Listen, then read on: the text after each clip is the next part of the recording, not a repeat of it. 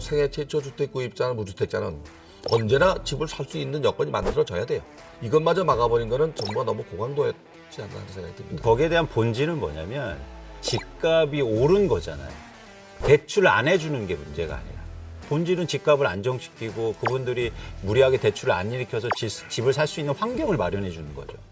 홍남기 경제부총리가 기재부 공식회의석상에서 한 부동산 관련 발언 주목받고 있죠. 그동안 안정세였던 부동산 가격이 보궐선거 이후 수급보다는 호가 중심으로 오르고 있다. 이렇게 얘기하면서 간부들에게 이 내 집 마련과 부동산 투자 시에 진중한 결정을 아마도 시민들에게 요청한다. 이렇게 당부를 했습니다. 홍 부총리 발언 속에서 나오고 있는 것 중에 하나가 이제 3기 신도시 사전청약 관련된 문제입니다. 결국에는 사전청약이 시작이 되면 이 공급 물량으로 인해서 생기는 나름대로 이제 가격 안정화 효과가 있을 것이다라고 하는 좀 정책적 기대감일 텐데요. 실제로 이런 영향이 있을 거라고 좀 보십니까, 권 기자님? 분명히 공급을 하면 영향은 있죠. 네. 그런데 입주 시점이 언젠가가 가장 중요합니다. 예. 주택 시장은 그 전월세 시장이든 매매 시장이든 안정화되려면 입주 물량이 있어야 됩니다. 분양 물량이 아니고 입주 물량이 당장 들어와야 되는데 3기 신도시가 금년에 이제 3200가구를 분양하거든요. 사전 청약으로 분양하는 건데 이 물량의 입주 시점은 적어도 2025년도 정도 돼야 되거든요. 빨라야 2024년도 정도 될 텐데요. 아직 뭐 택지가 다 수용된 상태도 아니거든요. 이것 때문에 주택 가격이 하락하지는 않을 거라고 봐요. 그러나 이제 입주 시점에 도래하면 점점 다가오면 분명히 시장은 좀 안정화에 영향을 줄 거라고 봐요. 그래서 입주 물량 자체가 올해와 내년은 뭐 턱없이 서울은 부족합니다. 그래서 시장이 당장 안정화되기는 역부족이다라는 생각이 들어요. 지난해 말부터 한국의 주택 시장을 움직이는 수요가 과거 대비해서 양상이 좀 달라지고 있는데요. 뭐냐면 실제로 무주택자들이 시장에 들어오면서 시장의 변화를 일으키고 있거든요. 그게 일종의 뭐 언론에서는 쉽게 패닉 수요다 뭐 이런 30, 40대의 수요라고 얘기하는데 무주택자가 계속 가격이 오르다 보니까 사실은 이렇게 무리하게 빚을 내서 집을 사거나 이런 현상이 있었던 거죠. 그래서 정부에서는 3기 신도시를 사전 청약하면서 이렇게 심리적으로 쫓기는 무주택자를 좀 안정시키겠다라는 게 사실 정책적인 목적이죠. 저는 그런 측면에서 올해 이제 하반기부터 3만 가구 정도의 이제 수도권 지역에서 사전 청약이 있는데 충분히 그런 패닉 수요를 좀 진정시킬 수 있는 효과가 낼 수 있다고 보고 있습니다. 대신 조건이 있습니다.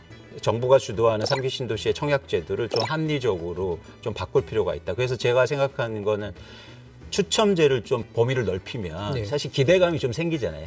처음에 떨어져도 그래 다음에 해보겠다는. 그래서 그런 어떤 이런 제도의 변화가 좀 필요한 거 아닌가라는 제안을 좀 해봅니다. 지금 이제 혼란스러운 시그널이 두 개가 동시에 나옵니다. 일단 정부에서는 대출 규제를 강화하는 경향으로 계속 가고 있고, 근데 또 여당에서는 이제 무주택자의 불만이 좀 있기 때문에 대출 규제를 좀 줬던 거를 좀 일부를 푸는 방식으로 해서 이제 이를테면 90% 이상을 대출해 준다라든가 이런 안까지 좀 나오고 있잖아요. 네. 이게 이제 정부 여당의 엇박자라고 봐야 되는 건지 아니면 뭔가 믹스가 가능한 문제인지 어떻게 판단하시나요? 정부에서는 이제 유동성 자금이 너무 많이 풀려 있고 가계 대출도 너무 많기 때문에 지속적으로 규제해야 된다는 게 아마 같은 목소리인 것 같고요. 여당에서는 이제 지난번 4.27 선거에서 참패했기 때문에 민심을 끌어안기 위해서 무주택자나 생애 최초 주택 구입자에게는 대출 문턱을 낮추자 이런 얘기 같습니다. 근데 사실은 제 개인적인 생각에는 생애 최초 주택 구입자나 무주택자는 언제나 집을 살 수 있는 여건이 만들어져야 돼요. 물론 레버리지 효과로 대출을 50% 60% 받고 살 수 있어야 되는데 이것마저 막아버린 거는 정부가 너무 고강도였지 않나 하는 생각이 듭니다. 사실 이 문제는 동의하고 별개로 저희가 본질에 대해서 좀 접근할 필요가 있는데요. 뭐냐면 지금 무주택자들이 어떤 불만을 갖고 있냐면 자 집값은 올랐는데 대출을 안 해준다. 내 집 마련을 힘들다. 그렇죠. 사실 그전에는 대출 다 해줬는데 사실 왜 이제 와서 내가 살려니까 안 해주냐. 그래서 대출을 풀어주다. 이런 말씀을 하시는 거죠. 근데 거기에 대한 본질은 뭐냐면 집값이 오른 거잖아요. 대출을 안 해주는 게 문제가 아니라. 그래서 집값을 만약 안정시킬 수 있다는 자신감만 있으면 사실 굳이 뭐 대출을 풀어주거나 이러지 않아도 될 겁니다. 본질은 집값을 안정시키고 그분들이 무리하게 대출을 안 일으켜서 집을 살 수 있는 환경을 마련해 주는 거죠. 그래서 저는 이게 약간 선후관계나 중요성 차원에서 과연 지금 할 시점이냐. 라는 생각이 좀 든다는 겁니다. 예를 들어서 3기 신도시 나오면 분양할 수 있는 대금이 없어서 이런 대출은 풀을 수 있겠죠.